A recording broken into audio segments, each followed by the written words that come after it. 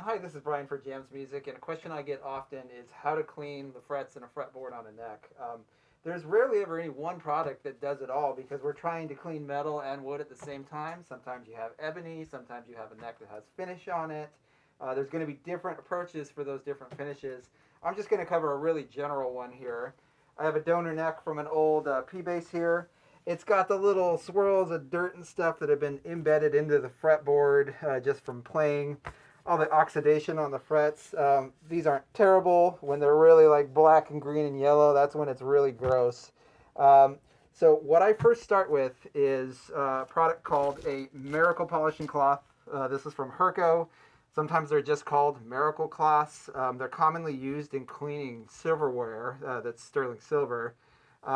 There's even products like Gorgamite. Sounds like a orc or something like that. It's the same thing. They're all the same product. So I've got some of this here in a bag that I use to keep it kind of hydrated because this is a cloth that has a bit of a coconut oil in it and a mild abrasive. So it's really easy to just take right to the board.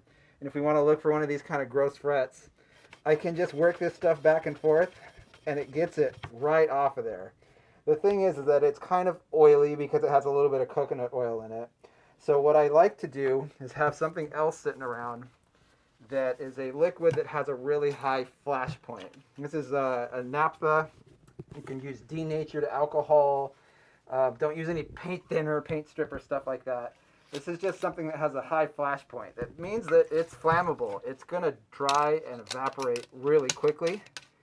And I'm going to use this to not only get that oil back out of the neck, but I'm going to run it over the board too and just get all that gunk that's embedded into the fretboard back out. And look at all that nasty stuff that comes out of it. If you have really deep penetrated dirt, sometimes you need to use something abrasive like double-aught steel wool and then work your way back with some finer grits to take out the marks. But once we've done the cleaning, we've done the polishing of the frets with the cloth, all we really want to do is add a little bit of moisture back into the fretboard and condition the wood because it's just kind of been stripped of its oil. I use the F1 oil. It's an amazing product. It doesn't wick back out of the neck and sweat a lot when you're done, and you don't need much. I'm literally just going to take kind of a penny-sized dab of it, and you can work that into the whole fretboard with just that little bit. Occasionally you need a little bit more than that, but that usually covers it. And then I'm going to come back with another cloth when I'm done. Just kind of wipe off any excess. I, of course, haven't done this whole neck. I've just shown you a couple techniques involved with doing it, but that's how I do it. The naphtha, mineral spirits, things like that, they can usually be bought at a hardware store. That's something you'll probably want to get on your own outside of the store since we don't sell chemicals.